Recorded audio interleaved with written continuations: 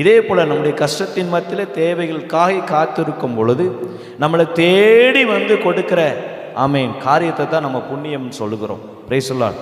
ஆச்சரியமாய் பார்க்கிறோம். இப்படிப்பட்ட ஒரு சூழ்நிலையில் பிரயோஜனம் இல்லாமல் அந்தகாரத்தில் கடந்து கேட்பாரற்று கடந்த நம்முடைய வாழ்க்கையை தேடி வந்து நமக்கு ரட்சிப்பை கொடுத்து வெளிச்சத்துக்குள்ளே வைத்திருக்கிற கர்த்தர்.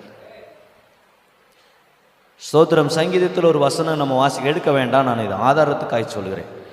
49:20 சொல்லப்பட்டிருக்கு, மனுஷனை எப்படி கர்த்தர் வச்சிருக்கிறாராம்? கனத்துக்குரிய மனுஷனாக இருக்கிறான், ஆனால் அவனோ அழிந்து போகிற மிருகங்களுக்கு ஒப்பாய் இருக்கிறான் என்று. ஹல்லேலூயா. ஆனால் நம்மளை கர்த்தர் கனத்துக்குரியலாய் மாற்றி வச்சிருக்கிறார். ஆனால் நாமளோ ஆமேன் ஸ்தோத்திரம் இன்னும் பழைய ஜென்மஸ்வாபத்தை தேடிக்கிட்டு இருப்போம். கர்த்தர் நம்மளை மீட்டு உன்னத ஸ்தானத்தில் வைக்கணும்னு ஆமேன் நம்மளை கொண்டு வந்து வச்சிருப்போம்.